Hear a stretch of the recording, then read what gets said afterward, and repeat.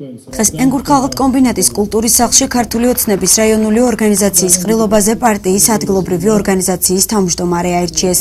დელეგატთა უმრავლესობამ ხმა ზუგდიდის მუნიციპალიტეტის გამგებელს ედიშერ თოლორაიას მისცა. დღეს გამართულ ყრილობას ქართული ოცნების პარტიის გენერალური მდივანი კახი კალაძეც ესწრებოდა და შეკრებულ საზოგადოებას სიტყვით მიმართა.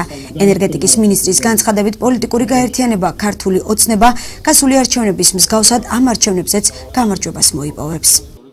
მინდა მიულოცო ბატონ ედიშერ თოლორაიას, ძალიან საპასუხისმგებლოა ეს ყველაფერი და დარწმუნებული ვარ ჩვენ ყველა ერთად ძალიან მალე არჩევნები იქნება 15 ივნის თვითმმართველობის ადგილობრივი თვითმმართველობის არჩევნები და დარწმუნებული ვარ აქაც გავიმარჯვებთ. პარტიაში განახლებები იქნება რა თქმა უნდა, უფრო გაძლიერდება ემზადებით ადგილობრივი თვითმმართველობის არჩევნებისთვის, რა თქმა უნდა მოგებისთვის.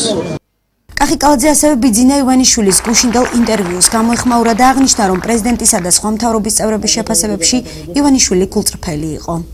ბატონ ბიძინას ასე რომ ვთქვათ ნებისმიერი პოზიციიდან გაკეთებული განცხადებები რაღაც სიახლის მანიშნებელია, სიახლე შემოაქვს ქართულ პოლიტიკაში, ეს არის გულწრფელობა, სიმართლე, რაც ნამდვილად აკლდა ქართულ პოლიტიკას.